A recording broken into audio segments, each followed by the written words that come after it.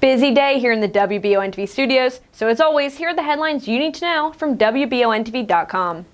The identity of the elderly victim that died in a crash this morning in Madison County has now been released.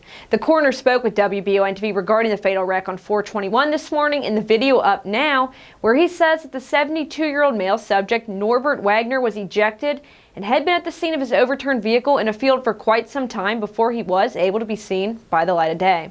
He'd apparently been en route to work from Waco to Jackson County when the wreck occurred. Wagner was pronounced dead at the scene. A homeless man is now not allowed back at the Waffle House in Richmond after reports state that he allegedly sexually harassed several girls at the restaurant.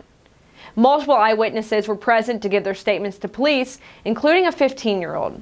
The females stated that 7-year-old Virgil Janeway had made sexual advances. He allegedly whispered obscenities to the 15-year-old juvenile, stating that he wanted to take her back to his room and perform sexual acts on her. Police report states that Janeway appeared highly intoxicated, and he stated to officers that he had in fact been drinking.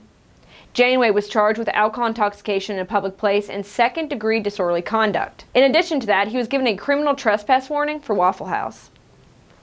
The Scott County Sheriff's Office has found the man who had fled after allegedly assaulting a paramedic and had been on the run for nearly a full day. Chad Michael Howe was being transported by EMS when he became combative in the back of the ambulance. Howe reportedly assaulted a paramedic, forced his way out of the ambulance, and then fled into a nearby heavily wooded area near Newtown Pike. Howe was taken into custody this afternoon after multiple individuals had called law enforcement as he had been seen walking along Paris Pike.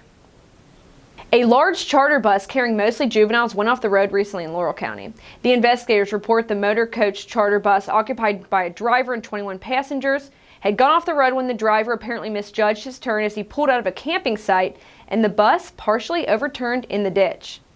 Deputies report that a ladder had to be used and a window popped out to evacuate occupants from the bus.